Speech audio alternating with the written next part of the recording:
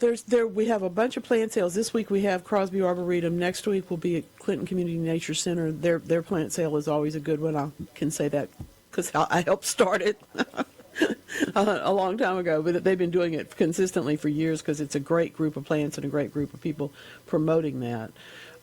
Next week also, just so y'all know, is the Eudora Welty House in Jackson's heirloom plant sale. So these all start at that. You notice that, like everything else, we kind of go from the south to the north. So by the time we get to May, we'll be talking about I think it's Pollinator Palooza they're having in New Albany. But anyway, we got a whole list, and we're going to get all that up on a page on my link tree so that you can just go refer to it.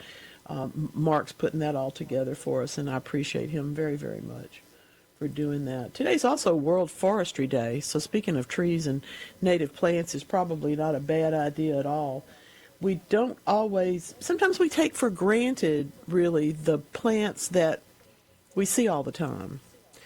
I give a good example. I have a picture that I've been looking at for a week from one of our correspondents here, and it's a vine with no leaves on it that fell off of something, when in a bad storm. And I thought I should be able to identify this. It's slick. It has, it has some qualities to it that are definitive, but I'm not confident. So when I wrote back, this person wrote to me and said, well, that's basically what Mississippi State said. So I didn't feel so bad, but it's very hard to identify a woody vine that has been trashed like that, broken and broken off. It did have a lot of sap in it, so it was very healthy at the time. But those kind of things are real iffy. That's why we kind of need to keep up with what native plants are in our gardens so that when we lose one, we might be able to remember what it is, first of all. But here's the thing. Native plants are going to really get going again without you even thinking about it. That's one of the pieces of that puzzle that makes so much sense to us. Native plants are better adapted and are better able to adapt to the environment that they live in. That's where we live. So if you think about it, one of the reasons, for example, that some things don't make it in the deep south is because of the humidity in the summer.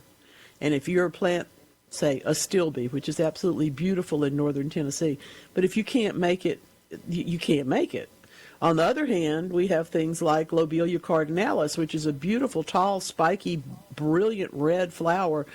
Perfect timing in terms of its bloom for the fall hummingbird migration. I'm sure that Ken has it or has talked about it because it's such a beautiful plant. It's also capable of being run over by a truck and still coming back the next year. It's a tough plant. It's a really, really good plant. Another one just to throw out to you, we talk about all the time wanting to put out butterfly weeds because we do want the monarchs. Well, we have a swamp sunflower that is probably, it's one of the two. The classic butterfly weed that you see that's orange, that's Asclepias tuberosa, which reseeds all the time for us in this environment, is the first one. But the second one is the swamp, which is a perennial that is here. Beautiful pink flowers. In trials, the monarchs will lay more eggs on those two species than on any other of the milkweeds. And believe me, we have like a dozen milkweeds that are native in Mississippi, so people have looked at this over time. Consider getting yourself the swamp milkweed. It's a beautiful plant, too. It's one to really, really nice to put into the garden because it has such a beautiful flower and it blooms for so long.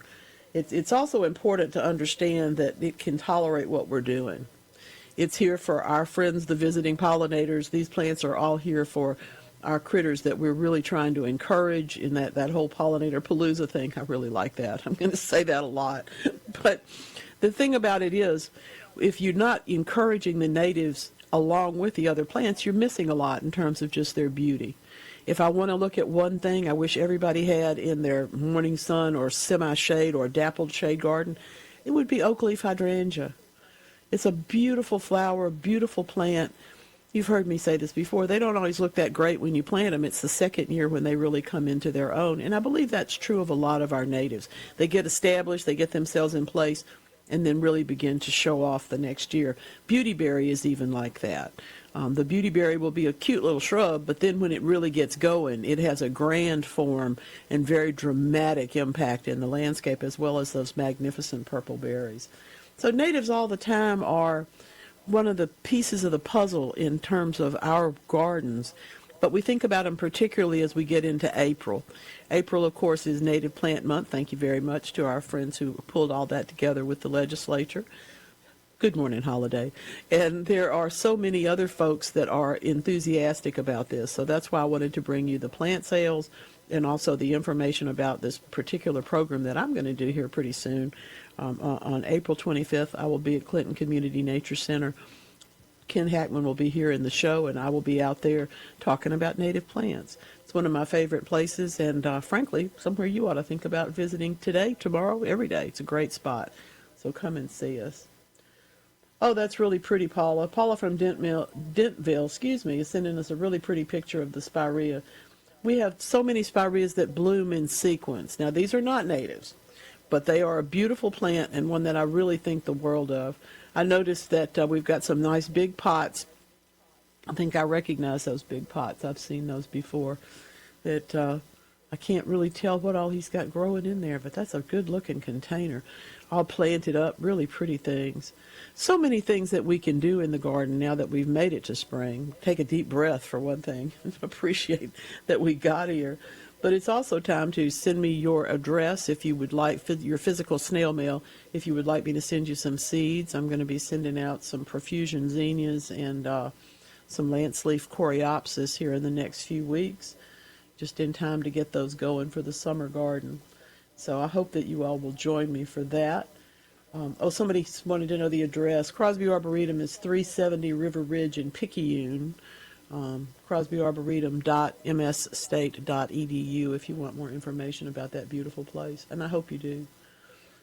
Someone sent me a note this week and said that they'd been enjoying strawberry shrub, and did I know that plant? Yes, I do, and I'm encouraging you. Again, it's a native. It's one you really ought to think about. You ought to be giving it some time, some presence in your garden.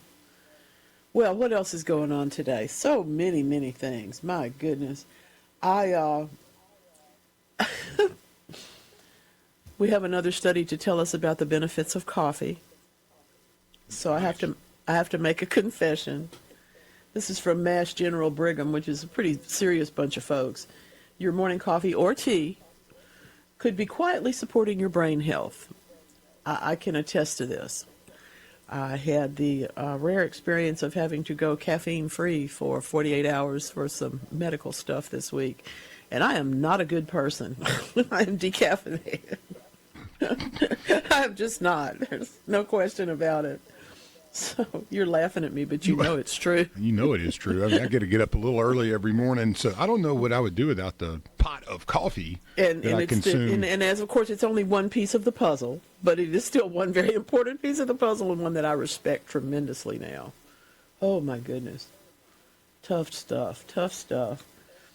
Let's see. Oh, I was just wondering about Greg and about Vaughn and the blueberries, and here's the pictures. Ooh. He says Monday night was really rough. The blooms were open and so white.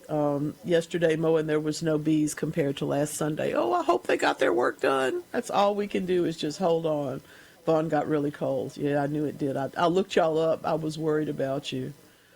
It doesn't look too good, but sometimes they surprise us. Sometimes there's going to be an impact, but sometimes it just knocks it down. Sometimes it doesn't knock it out. So I'm hopeful that will be the case in this particular situation. I have a question to you regarding whatever these huge, basically gumball-sized green, maybe an aphid or something.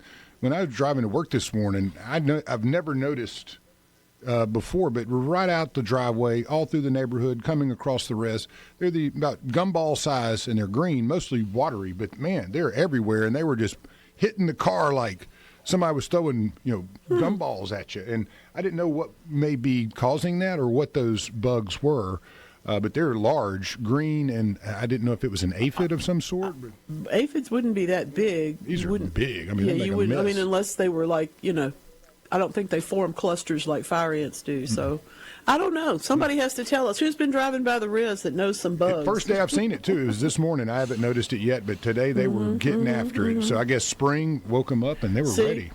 Well, and there's a lot of things like that. Some things literally hatch at temperature point, and some things it's a matter of time. So when we have a flock like that, when we have a surprisingly fly out, there's either been a launch or it's just happened that the time passed and they all hatched the same day. But somebody will tell us, let us solve this problem. Let us get this mystery under control, because now I want to know. Yeah, they're aggressively running into my vehicle too. I mean, they were ping, ping, ping. It was kind of, it sounded like hail. You'll notice these things, and sometimes they don't seem to be real, and then all of a sudden the next batch hits you. I was that way the first time I ever ran into love bugs. I thought, what in the world? And then all of a sudden they were all over the truck. You know what I mean? There were a few, and then there were many, many more. There were many, many more. April 25th is now on Nathan's schedule. Thank you very much for that. He says, good Saturday morning. It'll give him plenty of time to take off, and he can go fishing when it's over. I think that sounds like a perfect plan. Oh, definitely. Fishing season. Jeff says the June bugs are emerging. By the way, I know I said this before, but his tomatoes were looking really good back when he sent them to us. I hope things are still good. Things are still good. Back in the huckleberry world, yep, we're doing all right over here. We're having a pretty good morning already. Thank you very much for weighing in today. We really couldn't do without our correspondents. I mean, I'm fun. Lance is cool, but we're not that great without y'all. So we appreciate continuously having y'all's phone calls and texts to keep us up with what's going on. I have, I'm going to save that particular story, but I have zombie trees for you, and I have golden retriever news today. So we're right on Lance's, bailiwick. Good stuff here. We're moving into your world. Where you go with dog news or zombie news? See, it's perfect. Where do you go? Want to talk about ravens? Everybody says the insects will take over the world because they multiply so fast and because there are so many of them. But I'm starting to go for the ravens. I think they're actually in charge. And we do know that they are the greatest tool users in the non-human flock. But here's the deal. For years it's been known that as soon as wolves harvest their food, and that would be to say they kill something and are about to eat it, the first creature that appears to join them are ravens. So people thought, well, they must, hang out with the wolves. They don't. It turns out that in studies that are being done by our friends at the Max Planck Institute of Animal Behavior, we haven't heard from them in a while, they're not actually chasing the wolves, they're outsmarting them. They have basically a GPS of where all of the wolf kills have been in however length of time it's passed on in their memory to one another, and they just go there. And then it's dinner. Come on, y'all. This is like knowing what time the buffet opens, all right? This is smart stuff. This is keeping up with it. And because it had seemed so uncanny, finally they began studying it. And this is published in Science, which I try to tell y'all where I get this data from, where these stories come from. Because sometimes it's from things you never heard of and won't ever hear from again. You have to have a little bit of doubt. But the journal Science is a real thing, and it has been there for years and years and years, and it's one of the places that you literally have to compete to get published in. Max Planck's pretty good at that. So the research tells us that ravens rely on spatial memory and navigation. Both, like humans. Like some humans don't even do that. Ravens can cover large distances flying, and this is the researcher also says, they seem to have a pretty good memory. Yeah, you think? Good grief. I love this. And here's my favorite part. Y'all, I just love. I really like it when organizations come together to study something. The project was led by the Research Institute of Wildlife Ecology at the University of Veterinary Medicine, Vienna. Put that on a T-shirt. Yeah, somebody has a title there, too. So think exactly. Where's your business card? You got to have 2 business cards for that one. The Max Planck Institute of Animal Behavior, that's of course in Germany, and several international partners. The Senckenberg Biodiversity and Climate Research Center, the School of Environmental and Forestry Sciences at the University of Washington, and Yellowstone National Park, because that's where all this was done, of course. I love that. Ravens are brilliant. I came up on Heckle and Jekyll, all right? And I realize that's crows, don't jump on me. But that whole group of birds have always seemed to me to be much more discriminating and much brighter than most of the birds that we run into. No offense to my friends the thrushes, no offense, to the other birds, but this is just more proof that the ravens really are, well, going to take over the earth. So just plan for it. Put that in your head. Figure it out. Oh my goodness. I know mistletoe is poison, but will it kill my Japanese bush? I have no idea. But the problem that mistletoe creates is that it shades what's underneath it. So the general point of view is if your tree has a clump of mistletoe growing in it, all is well. On the other hand, if the entire canopy gets covered up with mistletoe, the tree will not be able to photosynthesize, and frankly, the mistletoe won't do that well either. So it's a matter of volume and a matter of coverage. It's just like when you have weeds in the lawn. If your lawn has a few weeds in it, okay, fine. But on the other hand, if it's half or 2/3 covered in one particular weed at this time of year or in the middle of the summer or in any other point in the year, you need to do something about that one because it's compromising the turf. So that's really it's not the book answer, but that's the reality answer, is that we have to measure these things, and frankly, mistletoe is I wouldn't call it a poison. I don't want you to eat it. It's certainly not edible. It would hurt. That is poison. But in terms of a plant that is invasive, it's not necessarily invasive. It can, however, get ahead of you, and so I think you have to be careful of that. What in the world? Did y'all find your bug? Looks like you found your bug. I think it's the June bug. Oh, could be. They're beautiful. That's what it looks and like. They do smack. They absolutely will smack on your. Yeah, they do. They're That's real watery true. this time of year too. Apparently, they've been drinking good and they're sleeping. Yep, they're ready to wake up and feed the turkeys. Mother Nature's amazing. That's right. The cycle of life continues. This is the Garden Mama Show. Wake up, gardeners! It's spring. Love that. So much fun. I wanted to ask you, who is that? Because that's a cut that I mess around and listen to it here and there, but it's not one I use a lot. It is a Garden Mama classic. Yeah. Who actually is that? I can't tell you right this second. The name of the song's Francine, though, I believe. Yes, it is. That is correct. I knew it was Francine. I have to pull my head up to where it is. I'm sorry. What do you give somebody for their 100th birthday? Teeth? She looks like she has plenty of those. May Cryer of Levittown, that's in Pennsylvania, is celebrating her 100th birthday today. And we only acknowledge this because, well, it's pretty cool, but on the thing, she's one of the Rosie the Riveters, and today is Rosie the Riveter Day. That's amazing. And she says, where is our monument? Come on, y'all. I agree. So I'm with her. I can't disagree with that.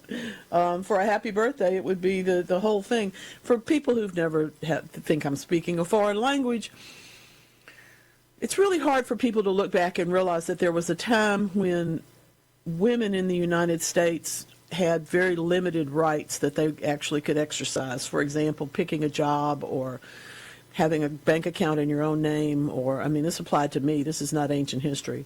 You had to have your daddy sign for it if you weren't married. that kind of stuff. This is the truth.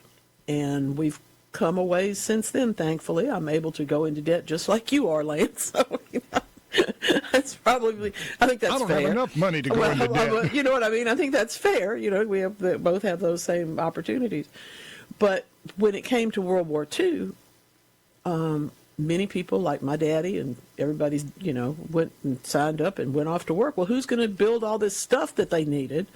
And so they had to make some allowances and realize that women, quite frankly, are just as good as, and in many cases better, at that kind of close-up hand-eye coordination type work.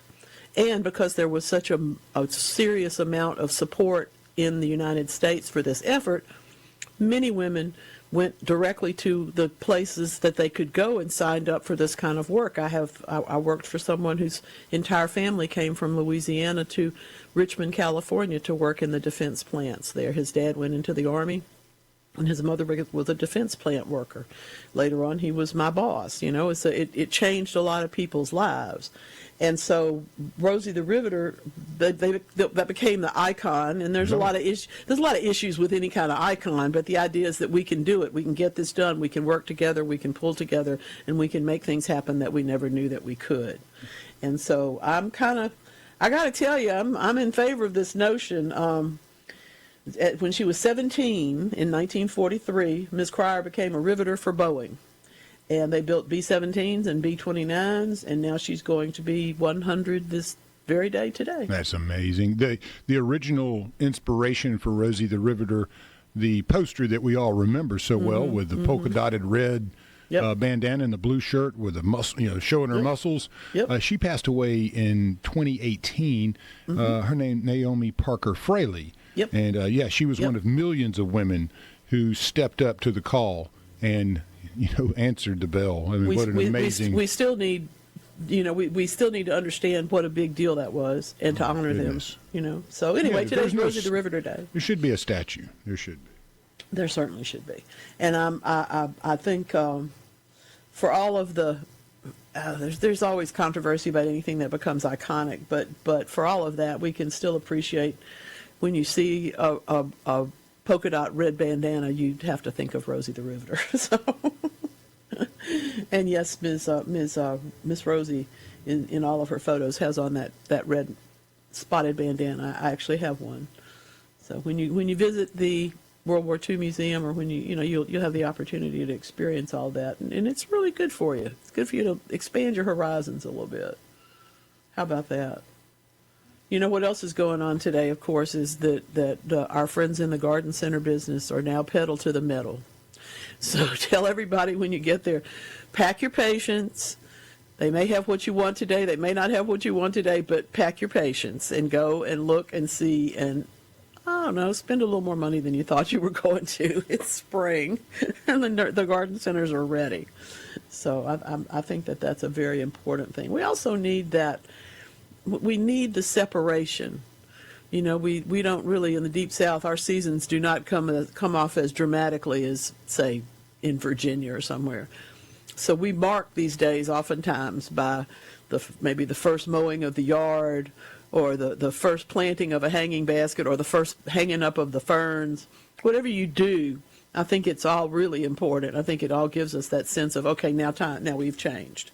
We made it through into daylight savings time. Now we got to make it into spring, and pretty soon we'll be Passover and Easter coming along, and we'll have all of that. But there's so much in the spring in the garden that goes so quickly that I encourage you to take a look and see where you're at with what you need to get done. If you need mulch, if you need planting, if you need all those things, go ahead and get going.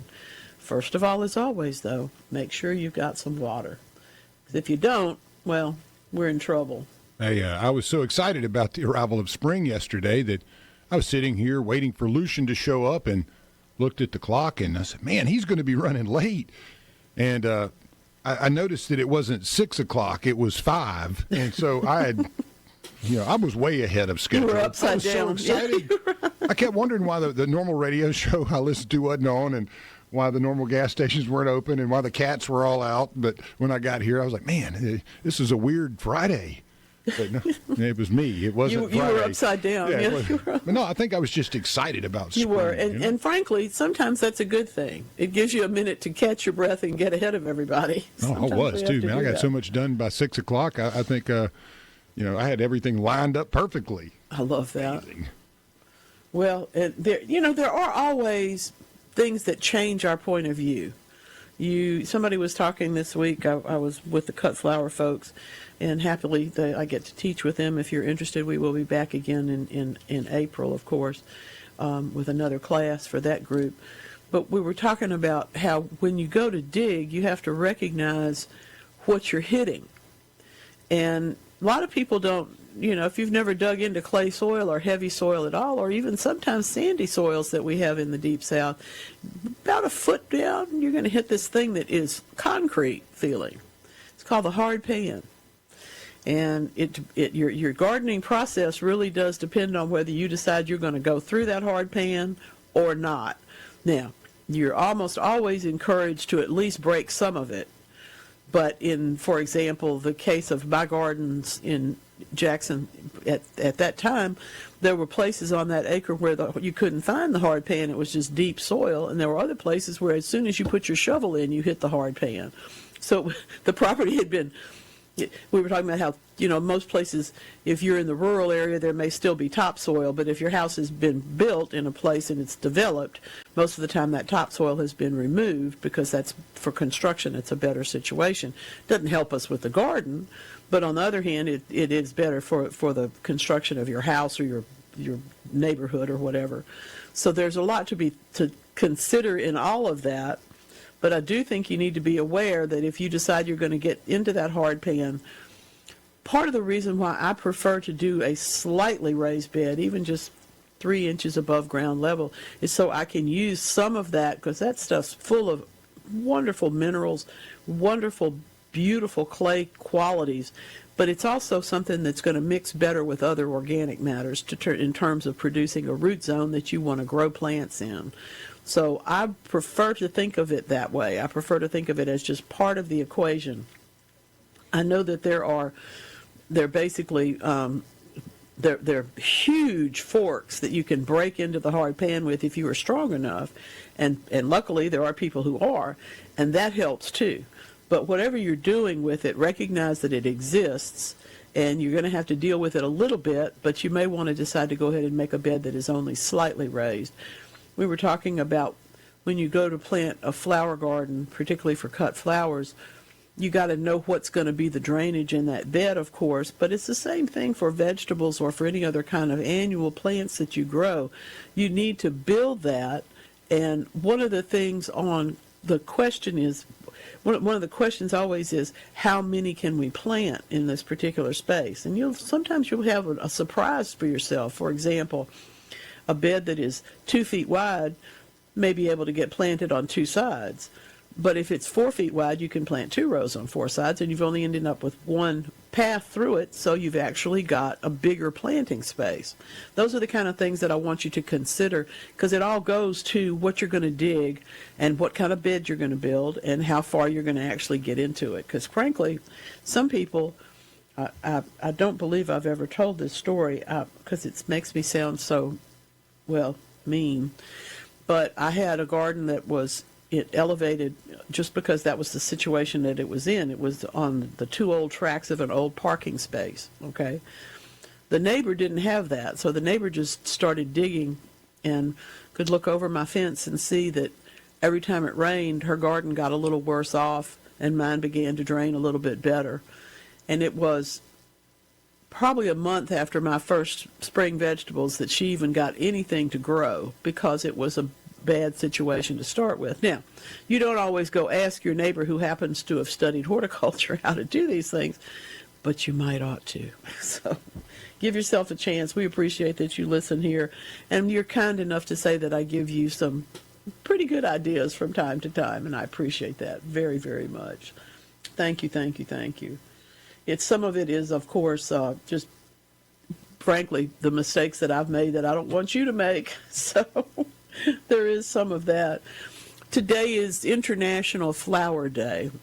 I felt like that was such a letdown, But there are folks who are more interested in flowers than anything else. And the good news is this is the time to be thinking about it. There are things that are in bloom right now that you can go pick up at the garden center that will fill out that basket. For example, I'm adding some sweet alyssum to the bubblegum petunias, okay? Sweet alyssum's not going to be there forever, but it's beautiful right now. The same thing is true of deep blue lobelia, the little tiny one. Those are not going to be there forever, but they're beautiful for many weeks in the springtime and then can be replaced in the summer. Or, in the case of the bubblegum petunia in the basket, by that time the bubblegum will probably have taken over the entire basket. So you can work both directions in that particular planting scheme. But I like to have different colors together when I can. And frankly, I like to use the flowers that are a little bit less popular. Someone sent me a note about Nemesia, the pocketbook plant, calceolaria, some of that group of things. Those are all great early spring annuals for the Deep South. They're not going to make it in the summer. It's just, it gets too hot and too humid for those particular flowers. But we have so many weeks that we can enjoy them, and they're just lovely. Speaking of enjoy, this is a shout out. Jesse sent. Jesse called last week, actually. And so, Jesse, I'm telling you, I agree with you. My heart is with you. I have Nicotiana elata seedlings that all came up. So I have actually a carpet of them in the container instead of, and I thought that I had spaced them so I would have just smaller clumps. But we were talking about how hard it is to seed things that have teeny tiny, really fine sand-like seeds. These are even like dust, and but they're beautiful, and they have all come up. The basil has come up, and many other things have started to pop in the flower department. I'm just, me, I test seeds before I want to send them out or before I even want to put them in the garden, because I tend to keep things for a little longer probably than they would like to be kept. Paula's on the hunt for bubblegum petunias. I'm telling you, I realize there are dozens of kinds of petunias. And when we first broke through from just being able to grow petunias basically in the winter or the spring, because we ended up getting the wave petunias that would go all summer, it did revolutionize the petunia market for the Deep South. And that's part of the reason why we still are able to find ones every now and then that we haven't grown before that are gorgeous. But I've got to tell you, the bubblegum there's just something about it. It stays with us, it keeps blooming, holds its color, and doesn't really take a whole lot of work to get growing. And I find that to be just a perfect shade of pink too. I didn't see the Barbie movie, but I have a feeling that they were all over the Barbie movie just because they're the perfect color for that. Oh my goodness. So much fun. Paula and I are celebrating bubblegum petunias today. Whatever you're doing today, I'm glad you're here. This is the Garden Mama Show. Oh, hard not to dance now. Look, we need to be dancing around that garden a little bit today, I think. I hope that if I ever forget to play on a Saturday something with Zydeco, you let me know, because that's always my goal. Well, thank you, sir. I appreciate that. Well, I love it. I mean, it's I was just looking favorite. at the Zydeco Festival coming up has a great lineup. I was just looking at that the other day. Such fun. Goodness. Well, there are so many genres of music, and we're lucky, in America we get to celebrate virtually all of them, and that's really fun. That's part of it. I'm curious, and obviously this is something that would take time to do, but has there ever been like a study done on the different genres of music that if you play it to your plants, which I know they like classical music, but let's just put that aside and let's go with like that is the rumor, Cajun music or rock and roll or country. I'm just curious if what the output would be. I'm so human centric that I got to tell you, the music that stirs the gardener stirs the plants. Okay, yeah, I'm sorry, that makes total sense. That's what I think. So I don't know that that's true. And I don't have a research project to prove it, but that's what I think. Holler at Max Planck about this. We can talk to them. They might know something. Paula says that pink is her favorite color. We're still talking about bubblegum petunias. And Ray has reminded me of something that happened to me. I used to be part of an organization, a business called Yard People. And we took care of people's yards. And we hired people that we thought knew what they were doing most of the time, but even then, you're still a horticulture student. You're still going to make some mistakes along the way. And a fellow we had in our employ took a weed eater to a tree that someone had just planted that was like, a foot tall. And it was not in a bed. It was out in the middle of a strip of other things. And I understand why it happened. But oh my goodness, the anger that created was an amazing situation. She threw him off her property and never spoke to me again. That was tough over a plant, okay, which I certainly would have replaced, but anyway. Ray's a nicer person. But I knew that because he listens to this program, so of course he's a nicer person. Ray says, I have an issue. The crew came in and did some weed eating, and we planted 2 snowball bushes. They whacked them. Do you think they'll grow back? Oh my goodness. Do I need to build a thing over the greenhouse over them? No, I don't think you need to do that. I would keep them watered and mulched. And part of the reason for putting the mulch around anything like that is so that people can see that there's something there. That is part of the identity crisis. You don't see the tree. You might take the weed eater to it. On the other hand, some people don't look anyway. But any rate, I think that, and a little fertilizer as soon as the first new growth comes out, I believe they will recover because they were just planted. I could be wrong, but I'm optimistic. And Ray responded by saying that he's keeping his fingers crossed. I understand that too.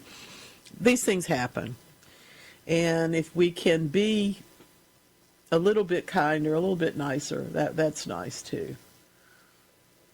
Oh, that's lovely. What do we do with? How do we take care of agaves, the big blue ones? Well, this particular planting looks to be in mulched at least with pebbles, which is a really good choice with agave. Yuccas too, frankly, but except for our native ones, but for the ones that are exotic. So I really think we have to understand that full sun and drought tolerant does not mean no water at all.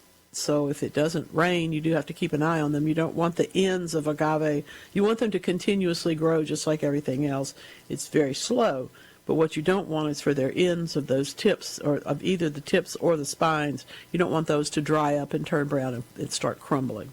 That tells you that the agave is losing its juice, so to speak. And these look fine. They look lovely. I'm always going to say something slow release for fertilizer, probably a natural source would be the best choice in this case, but it doesn't take a whole lot to keep them going. I will say that the drainage here looks good, and that's really crucial to this particular, to the century plant or the blue agave, any of that group of plants, because I can tell you the prettiest ones you'll ever see are falling off of edges of other things. They'll be on the edge of a curb. The curb kind of goes down, and so does the plant, and that's oftentimes the best ones. I love the house, the front door. Look at those beautiful windows. I know, isn't that beautiful? What a great lovely setting that is. Lovely architecture. Yeah, great really, job, really. too. Thanks for the pick. Very clean. We appreciate that. That's very nice. I don't know what y'all are doing, but that's cute. I'll just leave that for y'all. Rabbit pellets, rabbit poo. Good stuff. A lot of people, quite frankly, don't use anything else. If they grow rabbits and they compost that poo, and they also, frankly, will move the poo around by having the rabbits be in cages that are portable, kind of like you do chickens. You've seen chicken wagons where they move the chickens around so that everything gets distributed. And in this case, the people will do that with rabbits too. It is not the most, when you look at a list of manures, you generally will find that bat guano is at the top of the list in terms of its nutrients, and then we go through usually chicken and sometimes cow, and rabbit will be right up there in that top 5. So it's a good fertilizer. It's also something to do with the rabbit poo, because that's a lot of pellets, We, as a society, we used to grow a lot more rabbits, I think, than we do now. But even if you just have 1 or 2 for pets, you still end up with a whole lot of rabbit, and it's a good idea to do something with it. Good idea to do that with it, frankly. This is Shakespeare Week, my friends, and I didn't want to come in immediately, English major that I am. I didn't want to start dropping Shakespeare quotes for you. So I'm going to bring you one of my very favorite ones that you hardly ever hear, because hardly anybody ever does All's Well That Ends Well. It's not a play that's that popular. I don't know. But I love this particular one. Love all, trust a few, do wrong to no one. If you could live by that, you'd be okay.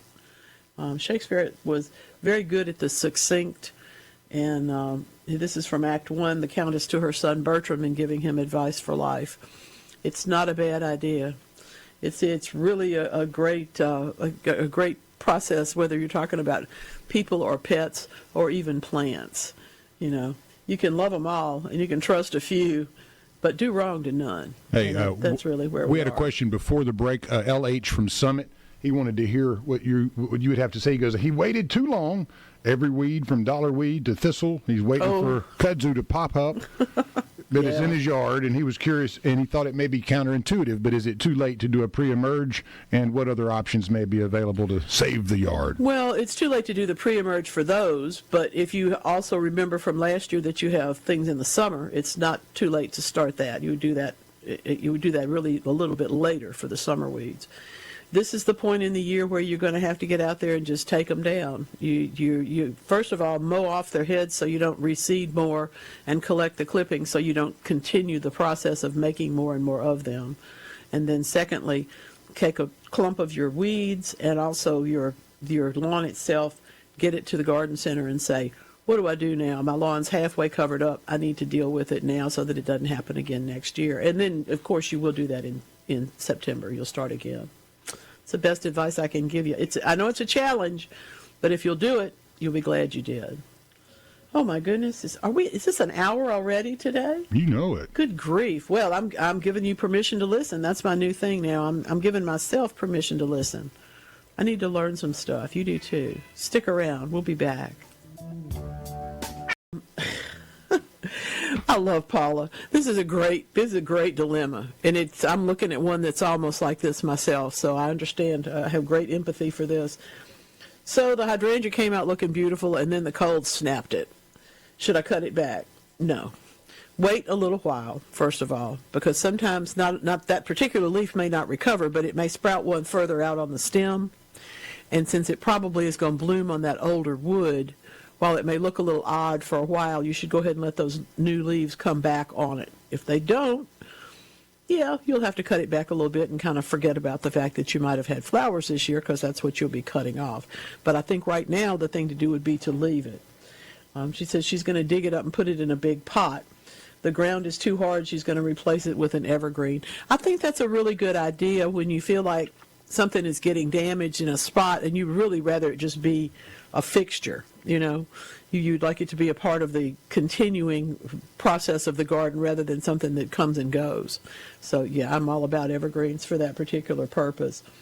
It does remind me of, I wasn't going to talk about this, but it reminds me of a very loyal listener, caller. If we had had texting then, he would have texted, Don, who grew hydrangeas, and he was always trying to grow white hydrangeas. So that's why he grew them in containers, so that he could manipulate the color and get to pale, pale, pale pink or pale, pale, pale blue, or even get into white. And then, of course, you buy white species like Annabelle or something and add that into the collection. But it was always interesting to hear how his process was going. And I found him, he's so smart. He was a lawyer and just had so many things to teach all of us about this. He had just taken this up as a cause and decided he was going to make it work. And he did. They were beautiful plants. He's the person who was one of the people who lobbied. I shouldn't say he's a lobbyist. He wasn't that. He was a volunteer. He's one of the people who lobbied for better attention to dyslexia in our state. A number of years back, when Mississippi was working, Mississippi has really taken the lead in terms of reading and in terms of getting skills that kids need to survive in the world and to get them in there early. And that's one of the things that we really do have to deal with, are learning disabilities, that they don't stop you from learning, they just change the way you do it.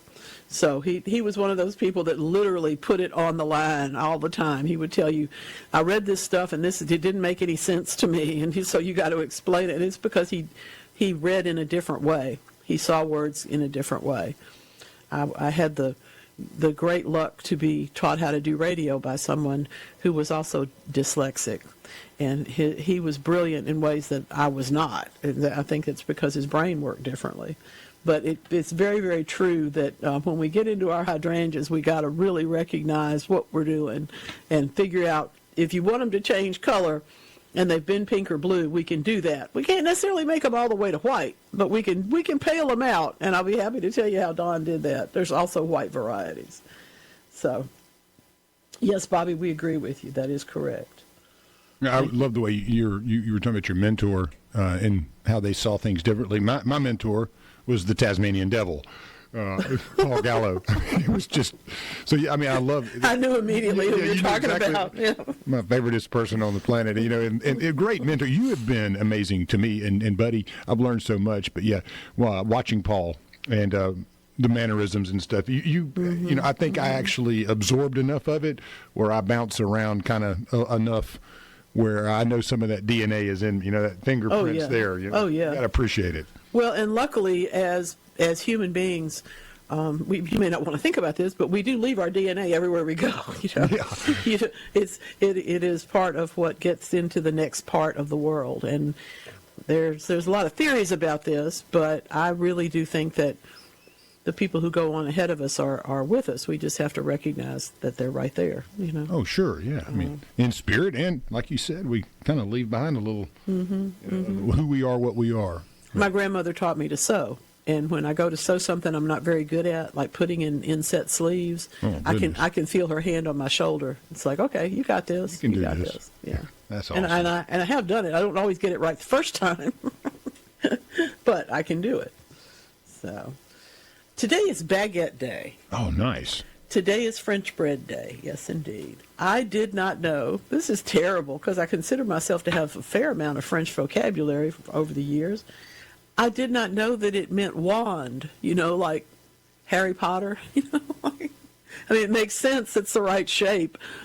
But your baguette is your wand, and that's the difference, of course, between baguette or French bread and Italian bread, which can kind of look the same, is that generally speaking, the crust of the Italian bread is soft. And it still has a bite to it, but it's not as much of a bite as the French bread. Golden crust, all of that is about the same. But the interior of the Italian bread will tend to be a little bit denser, and there'll be more holes in the French bread if it's a true baguette. Not being able to bake with yeast, I can't really say much more about it except that I like it, and I'm really glad I get a chance to buy other people's because it won't be coming out of me. Well, those little holes are for the to jam the butter. I believe that's part of it. think Yes, that's I believe that's part of it. Butter and jam both, you know, frankly. So that's. But why not? You know, if you want to celebrate something, absolutely celebrate French bread today. You can have lots of fun with that. Yeah, Paul is right. She still misses listening to Paul. It's true. And that's really the part. Here's the thing: when somebody does radio for the very first time, and don't ever tell this to somebody who's coming on your show for the first time because it'll scare them. But when you speak into the radio, into the microphone, and it is broadcast, it never stops. It goes to infinity. So there are people in many other timelines that could be hearing this, or could be hearing something that Paul did in 1990, or someone else, and that's really. That's part of the joy and also part of the challenge of our work.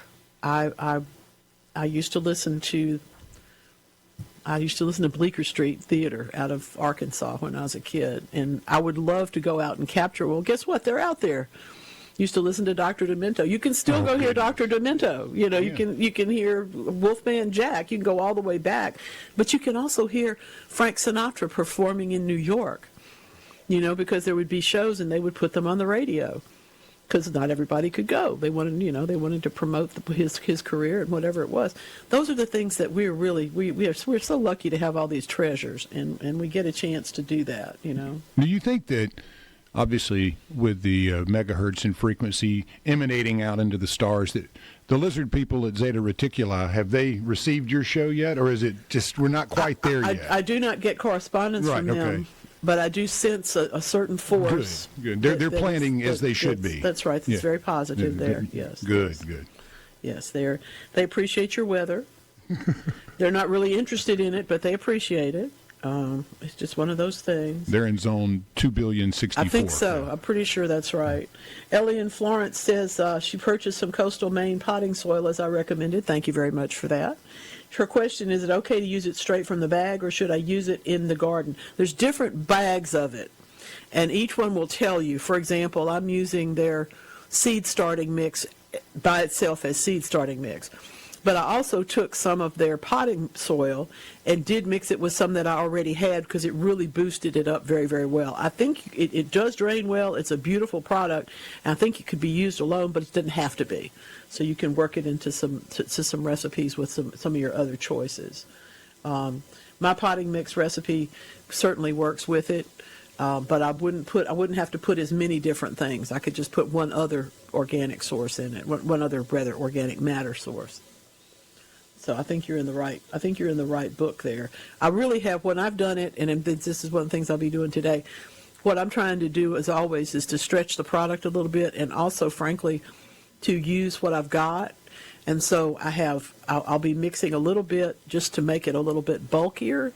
And in the case of, for instance, growing vegetables and tomatoes and things, I'll be using it straight out of the bag because it's good stuff. Christine is in Manatee. The pawpaw trees are covered in balloons. Oh, that's wonderful. And 3 of the 12 seeds that she planted so far are coming up. This is great. Oh, my goodness. How beautiful. How lovely. Good on you.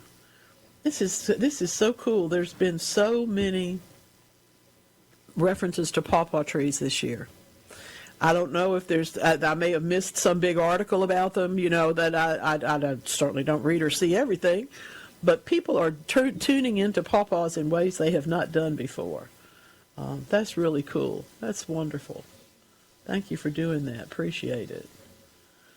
In addition to being Poetry Week, this is the Haiku Day, this Poetry Day. Okay, in addition to Shakespeare, it's also poetry.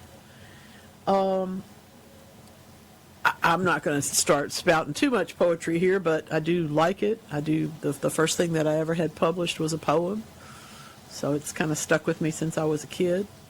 The first performance that I ever had to give where I had to stand up and recite something was a poem. You probably had to do that too. Over the river and through the woods to grandmother's house we go, that kind of stuff. We all had to do that at some point, right? Well, I really love the strength of poetry. When I first found out that there were people doing things like poetry slams, I just thought that was great. I come from the coffee house world, the 70s and 60s, and people sitting around, and yes, somebody would occasionally read poetry, but it was never a big event. And that's what a poetry slam is where poets get up and tell you what's what. That's kind of fun. It's very exciting stuff. But I have gotten off into haiku, and I've talked about it a little bit here before. 17th century masterpiece. Haiku is very constructed, and it has to have the words to it, but it has to have the syllables to it, and they have to be in a particular order, and it's not hard to do. It's hard to make it good, though. The Old Pond is Matsuo Basho's 17th century haiku. An old pond, a frog jumps in, the sound of water.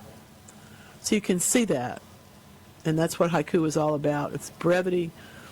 Brevity is the soul of wit, after all. And we who talk on the radio probably shouldn't quote that too often. But an old pond, a frog jumps in, the sound of water. I can see that. You can see that. We can all see that. And I think that's terrific. There's, You're into efficiency in your poetry these days. It is. Brevity and efficiency. I always like haikus for that, getting to the point and right. It being interesting and good. That's a very difficult concept to pull off. It paints a picture, and Yep. in that few syllables for it to paint a picture is really hard.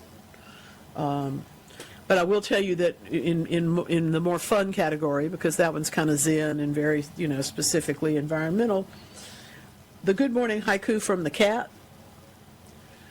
In the morning light, you sleep despite my meow, I stand on your face. Now come on, we all have that cat. I just love that. I just love that. And I appreciate it, and I try not to tell my cat not to do these things, but Oh, this is interesting. We'll talk about these in our second segment. Jeremy in Vicksburg's got a need for a privacy wall. Planting for privacy is one of the hardest things that we do, simply because in his case he's got plenty of space for it, but usually too often, I should say, we're trying to throw up a wall that needs 10 feet of space and we've only got 4. So that's when we end up doing trellises and trees and kind of a mixture of things. So we'll talk about that for Jeremy here in a little bit. I think that that's never a bad idea, because what you're actually doing is creating a view that you prefer to the one that you're trying to screen out. So we're gonna work on that one for him. I like it. I think that's real smart. Real smart. They have a bunch of different modular types of privacy walls now. If you're not into construction, that's true, and you want to go out and look on, some of your big box stores have some really nice high quality ones that are kind of snapped together, very easy to install, and have a beautiful look, and look very clean lines and those things. So if that's something you're interested in, they give you the backdrop. That's so right. Then you then can plant whatever you're going to plant, but they give you the backdrop, and it's not as hard to put in as fencing, and it's not as expensive either. So I've always loved baffles. My friend Jim Long over in Arkansas, of course, is the king of bentwood trellising, and he has a new book out this year that we haven't talked about enough, where he's taken the skills that he's developed over the years. This is everything from waddling with the twigs, that you got to make a little space to keep the bunnies out of your vegetable garden, all the way to huge things that are bent wood that you can trellis onto other things and even make furniture out of. He's just a brilliant fellow to do all of that. But that kind of thing that establishes a view oftentimes is what you want to do. And I think that the more modern ones are very practical and very helpful. They can give you, even if you're doing panels, you may not. One of my problems always is that you want a screen, but you may or may not want a windbreak. And so if you can do panels that are offset rather than building an actual fence, you have a better opportunity for good air circulation. And also, frankly, you make a slightly more interesting view, too, sometimes. So I like that. Been talking with, looking at that, I'm still looking at that native vine that I can't identify. Still worrying about that one. Still thinking about spring plant sales coming up. Those of you who are just tuning in this hour, we are keeping, thanks to our beloved Mark Peaches Patrick, we are keeping a great list of the upcoming plant sales. The 21st, that's today, is at Crosby Arboretum in Picayune. It's their native plant sale. You should be there. And tomorrow is Bellingrath Gardens. I'm going to hop over in that part of the world. That's a beautiful place. Good grief, that's a beautiful place. And then, of course, the 28th will be Eudora Welty Heirloom Plants and Clinton Community Nature Center plant sale. And then we'll move on into, good grief, you can stay in your car all the way through April and May and just go from plant sale to plant sale. Bring a trailer with you, just so you're not living with them, the plants. Yeah. Oh, buckeyes are blooming. Oh, that's lovely. Thank you for that. And a nice blast from the past for us, and fond memories with Dr. Demento and Wolfman Jack. Ah, yes. We'll have to bring Wolfman Jack back for us. We've got a clip in there from a Halloween show of his 100 years ago. We'll pull that up this October. I'll try to remember that. It's one of those funny things, you hear that stuff, and you just know you can't mistake that voice. So hang into that. Got a lot to do. We're going to talk about planting that screen here. Stick around. There's so much for that. We are always looking at pieces of that puzzle, There's see, now there you go. You brought in the Cajuns this morning. Appreciate you. One of the pieces of putting that screen together, I have to tell you, I want to hold on to the notion of creating the view and not making too much work for yourself. So we're going to work on that for Jeremy. We're going to keep celebrating Shakespeare Week. We're going to keep celebrating French bread, frankly. And by the way, it's Corn Dog Day. We'll be right back. Ah, the Wayback Machine. You just can't help it. They're great. Yeah, it's too good. There was a question about who was that previously. That was not Bo Salil, that piece of Cajun music. Who was that? No, that's the Balfa Brothers. The Balfa Brothers. Yeah. I thought. I know it wasn't. That's the crew there. There's And don't forget, if you like that stuff, go to Nathan Abshire as well. Nathan, yeah. The Balfas, it's BALFA, and they are loud and crazy. Oh, they have a lot of fun. The disc that you'll look sometimes when you translate it, you're sad you did. So just listen to it in French. Oh yeah, I mean like the Parley Nous Bois is talk to me through drink. In other words, let's have us a glass of wine and talk and have fun and dance. Get serious conversation going. But the disc you're looking for there, the Balfa Brothers, it's a yellow cover with a shack on it, and you'll see the shack's kind of brown and the disc is yellow. It's not something that would jump off the rack at you. No, and then the Nathan Abshire, it's just him with like a smoke in his mouth with his hat kind of cocked to the side, and you're like, who is this guy? Who is looks this like guy? He looks like he hunts gators for a living. He probably did. He might have. I love him though, man. That guy is something. The bees are working Pam's tulips and her blueberries. That's really pretty up in Sardis. Over in Sardis. Oh, another guy, Hardin, Jardin. Yeah. Those are the another ones you good want. one. Yeah. We have a lot of fun until Beau Salil brought Cajun music as a thing back onto the bigger stage. Like Sundance Film Festival. Those kind of places.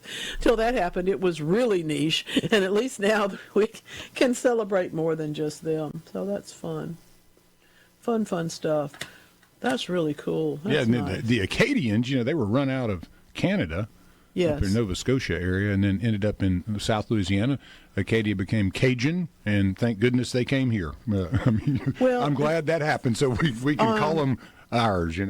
We have in the history of human beings, we have situations that make people move from place to place. Mm-hmm. I was just reading about the climate changes. We always hear about the Pacific Islanders taking off in those boats that don't look like they could go anywhere. They're all rowed, and they're these big long things. And apparently there's some evidence to support the idea that was not really a voluntary, we're not just going to go out for a sail, that there were things falling apart in their environment. Mm-hmm. Things were overheating, things were falling, there was food sources that were lacking, so they had to go find someplace new. And I think that happens to a lot of human society. Mm-hmm. That's certainly how the Cajuns ended up getting thrown out of Canada and sent to Louisiana.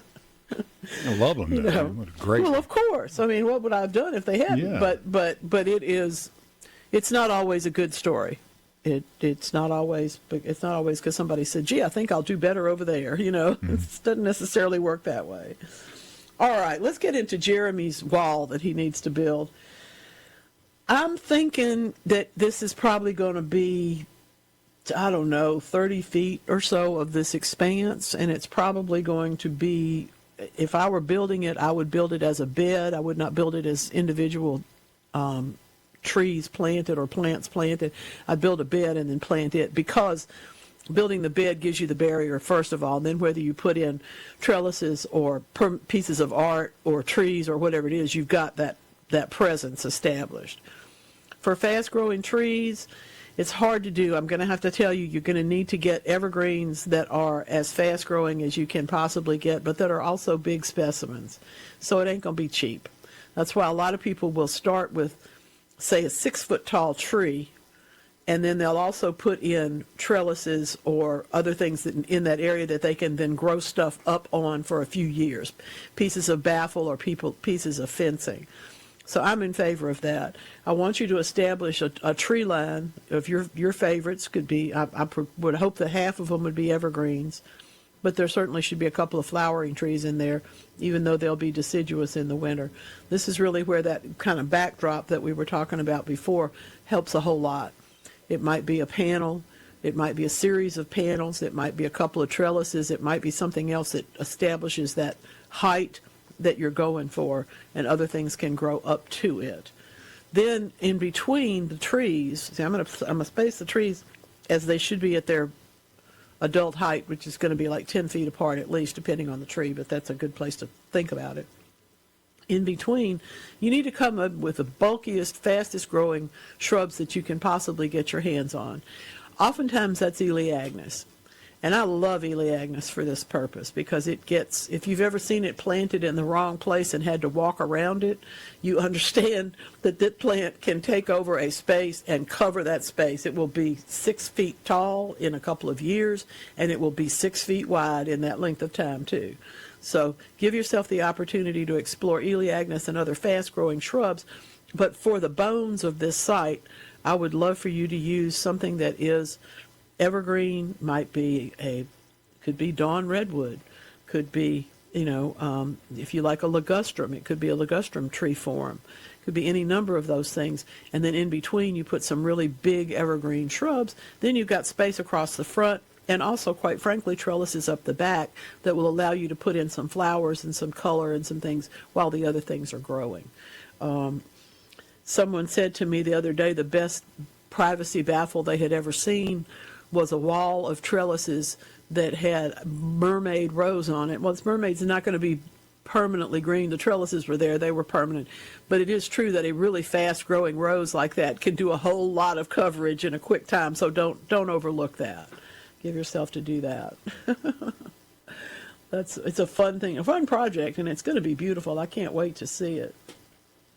Oh, good. There's the Balfour brothers. Yeah, see, that's so ugly. It's just so ugly. They did not have a good designer. It's a picture of a bunch of men standing on a porch that doesn't look like you would want to know them. Yeah, you're like, do I need to stop here? Yeah, I don't think so. Anyway, Laudenheimer's French bread. Yes, indeed. Best there is. That's really going to make good. a Sammy. There's some in my refrigerator. Oh, good. Jeremy was considering Elaeagnus, and I really think you ought to give it some look. There's people that'll tell you don't ever plant it, but this is the place for it. This is the place for it. So I like that. We can debate now the origin of the corn dog. I'm just happy it was invented. Well, and it seems logical, doesn't it? Mm-hmm. But was it because in 1941... The Boyingtons invented it in Oregon because the rainstorm ruined their hot dog buns, and so all they had was cornbread batter? Nice. Or is it because in 1942, the corny dog people introduced theirs at the Texas State Fair because they put it on a stick? I think it has to be on a stick if it's a corn dog. I think so, yeah. So I'm going in that. Now, on the other hand, in 1927, prior to all of that, there had been a patent applied for that put any kind of food on sticks and deep fried it. So that applied to sausages and everything else.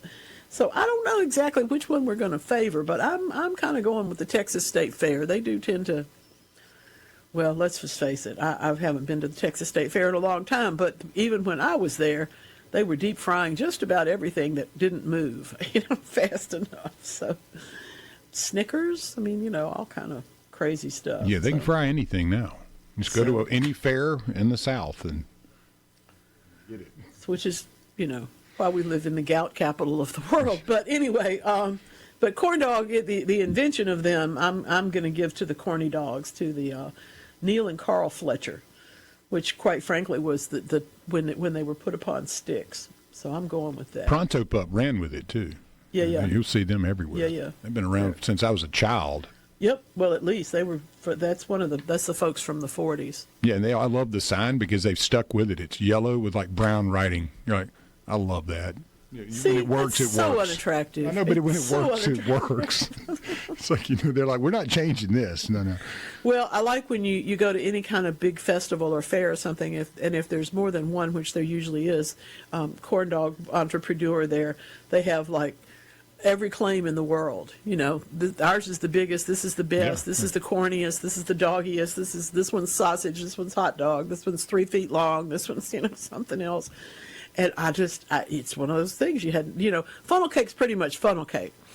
But when you get off into corn dogs, it's a whole world of stuff that people get into. So it's funny. The funnel cake has gone, astronomical with the options as well. You go down there, they have everything drizzled on a funnel cake now. I'm like, no, just give me that fried batter with the powdered sugar. Yeah. That's all I need. I don't really need 8 pounds of blueberry topping. But not that I don't love blueberry topping now, but I agree with you. I think that the fried funnel cake is the more fun thing. Just the more basics, absolutely.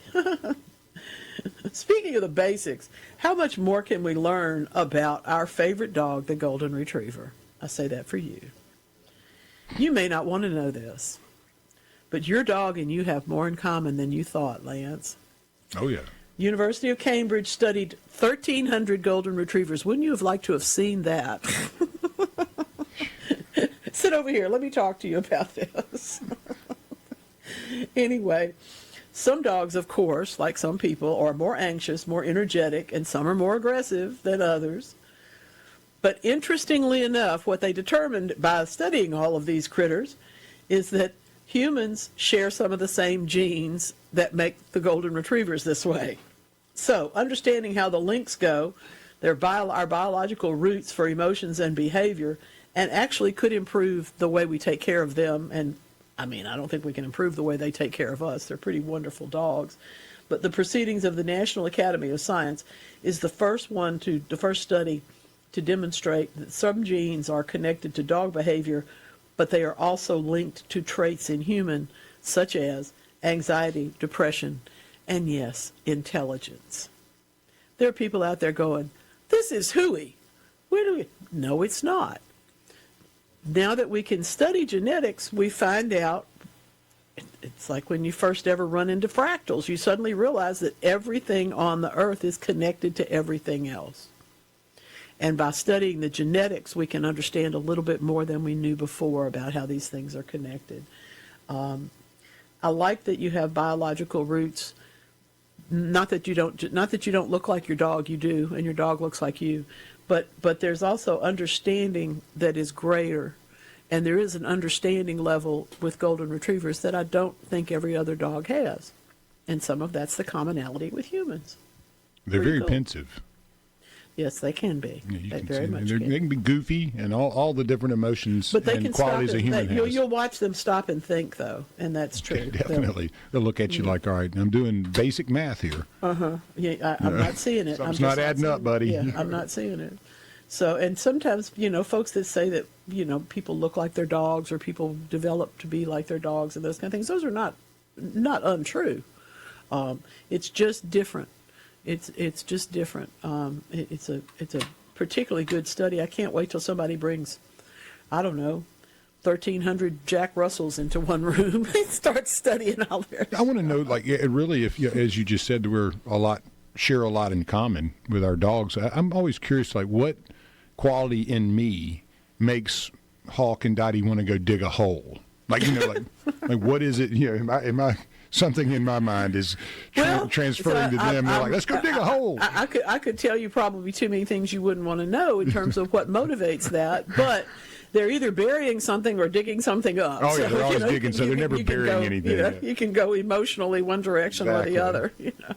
What beautiful, beautiful blueberry pictures at SuperTalk.tv with bees and everything. That's just gorgeous. Lovely, lovely, lovely. Jeff and Brenda from Hattiesburg, y'all win.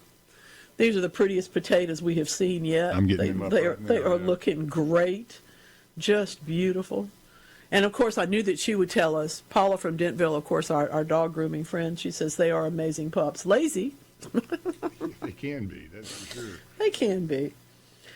She says the looks they give you because they just don't want to be there. Oh, yeah, that's my point. They'd be doing some kind They're of very math true. or something. They're very true. They absolutely, they have an agenda, and there's no question. I was lucky enough to live next door to a golden retriever that I didn't actually have to take care of, but I got to enjoy. And what a great dog. What fun to have. What fun. They'll just kind of mill around, do their own thing. Yep, that's right. And they know, they have a real clear sense of themselves too. Confidence. Oh, good one. Randy's sending me haikus. This is wonderful stuff. Furry quadrupeds, neglecting storage duties, play chase and freeze tag. Good one, Randy. Thank you, thank you, thank you. That's marvelous. We're going to step away for just a moment. Tell me something. You ever close your eyes to hear better? We'll talk about that. We'll be right back. Paula Spirea is in bloom here at my place today. This one is bridal wreath. See, it has the little sweet flowers one after another in clusters. That's sweet. I love this plant. It's literally sprawling all over on top of everything else in the back. It went into bloom today, and we had to realize how fast it was growing. Lovely. I hope yours is doing as well. Beautiful, beautiful plant. This is just wonderful. There are so many things to consider, but when we talk about spring gardening, one of the things we're always talking about is what do we do next? And I think what we do next is we think about stuff. So here's the question. Do you close your eyes to hear better? A lot of people do. We've always thought, I guess, that you could focus. It's that same, sometimes mythologic, sometimes real, that if you use one sense and then unuse the other sense, you end up having a better quality of that particular one that you're trying to favor. Nope, not so much. It turns out that's not true. American Institute of Physics, we also appreciate them all the time. It's not always true, especially in a noisy soundscape. As the researchers tell us here, the brain needs to actively separate the signal from the background. So, what they found in researching with these 2,000 people or so, they found that the internal focus promoted by your eye closure actually works against you because it doesn't help screen out the noise, and it doesn't act as a baffle either. It leads to overfiltering. So if you keep your eyes open, then you actually have to use your head to separate those sounds out. I don't know. I've closed my eyes to concentrate. I'm not sure if it was to hear better. I don't know. We're going to have to think about it. When I was learning guitar, I had to turn the lights off and just feel it, and it helped me so much to actually see music, in a different way, I guess. Yeah, no, I understand that. And then to get a feel for it, and then know where you were really in the scales, where you were trying to be. In learning to play an instrument, I can remember closing my eyes because I could see my fingers better in my head than I could see them, because they're going out to your side. It's a flute. You can't really look over there. But if you close your eyes, you can see where they're supposed to be. So I understand what you're saying. I do. But I'm glad we have somebody that's doing some research about it. Pretty interesting stuff. American Institute of Physics, for goodness sakes. Yeah, I had to get back into my head about KAAY for just a minute. That was, I was right. It was 50,000 watt. And people don't remember this. It's a 50,000 watt AM station in Arkansas. You could hear it in Cuba. Okay? In North Louisiana, we could hear WLS out of Chicago on a clear night, just the same way we could hear WWL from New Orleans. That's how radio works.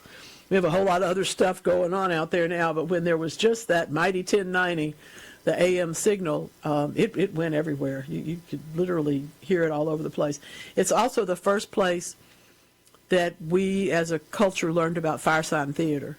If you don't know about them, look them up. They're hilarious. If you ever like sketch comedy, you ever like that kind of parody stuff, satire, they'll be part of your jam if you don't already know them. One of their most famous albums is How Can You Be in Two Places at Once When You're Not Anywhere at All? And they did live, and they also did recorded stuff. They did Nick Danger over there on KAAY. So if you've never investigated all that, they're still out there. I'm pretty sure most of if not all, most of the people that originally did it are certainly retired by now. But it came back even after the 70s at different times for special performances. Well, you got to go check out the Hudson Brothers Razzle Dazzle show if you don't remember that one. Yeah. That's fun. And if you want to know who Kate Hudson is, that's her dad. There you go. So. Yeah. That's one of the. Really, what a weird, wild time. Hilarious. Break. My goodness. So if you're ever curious, folks, and you're really bored, the Hudson Brothers Razzle Dazzle show. Yeah, they're just crazy. We need to put together a timeline. Smothers Brothers and Hudson Brothers and KAAY and all these things so that people can understand why we have such wicked senses of humor. We learned a whole lot from a lot of people that had a wicked sense of humor. Yeah, and mine's always played to classical music. That in my head, my wicked sense of humor always has like Bugs Bunny and Rossetti or something. Cartoon sounds. Got the classical music in the background. That's funny. Well, mine has ZZ Top as many times as everything else, but that's another piece of it entirely. Y'all are such a great bunch of folks to hang out with. I was just looking back over our texts from this morning, and so many good questions and so many observations and so much weighing in. That's really what conversational radio is about. It's how we keep close to one another. It's how we understand that, we get up on Monday morning and all go our different ways to whatever it is that we do. But when it comes to coming home, going to the garden, we can see the same pieces of the puzzle that is our life. And that's really part of the great joy, I think. We're always finding out something, too. I really love this current pharmaceutical analysis. You wouldn't think that would be up my alley, but in terms of learning about finding those things, that genomic origin story that I was talking about before, they've uncovered information about compounds in aloe that actually can help us. Not only does it heal our skin and whatnot, but it may also help heal our brains. We're working on it. I'm reminded of my father's lodge brothers, all of whom drank aloe vera in their milkshakes because they all had stomach ulcers. This was, a long time ago when we didn't know where they came from, but it made them feel better, and it certainly has made a lot of us feel better. It's a soothing plant for skincare, but the internal processes of it have been understood for a while and are being promoted more and more now. Plant compounds interacting to help out keeping our brains healthy. Just love that. Just love that. Thank you very much. Have jury duty this Monday, so hug all the trees and flowers this weekend. Appreciate that, Nathan. Do that. The trees will appreciate it, and so will your civic duty. So thank you for doing that.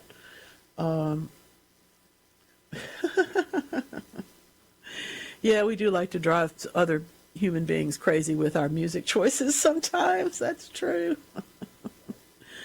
Oh, my goodness. Oh, this is really interesting. Ray has run live sound for bands and events forever.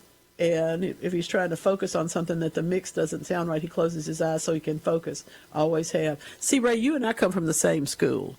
We really do. When I need to focus on that one tune, for example, if I'm trying to harmonize with somebody and I need to hear their tune so I can, their sound so I can hear mine, I'm going to close my eyes. I guess maybe it's not a noisy soundscape, but on the other hand, there are other noises there. Things that we got to keep track of. When I'm singing with Hawk, we're both going, boo. When I'm harmonizing with him, I always close my eyes now that I think about it. Yeah. See, it happens. It happens. We're going to... I've never known a bull shark, but the University of Exeter, wants you to know that they actually are not as lone. We get these stereotypes. Bull sharks are one of those things that we were all taught along the way. They're lone hunters. You just see one, you don't ever see any more. Well, that's because we weren't looking close enough. Of course they have some kind of community. How would we ever have any more bull sharks? Anyway, just to let you know that's going on. We'll be back next week. I hope you will be too. Thanks so much for tuning into the Garden Mama Show.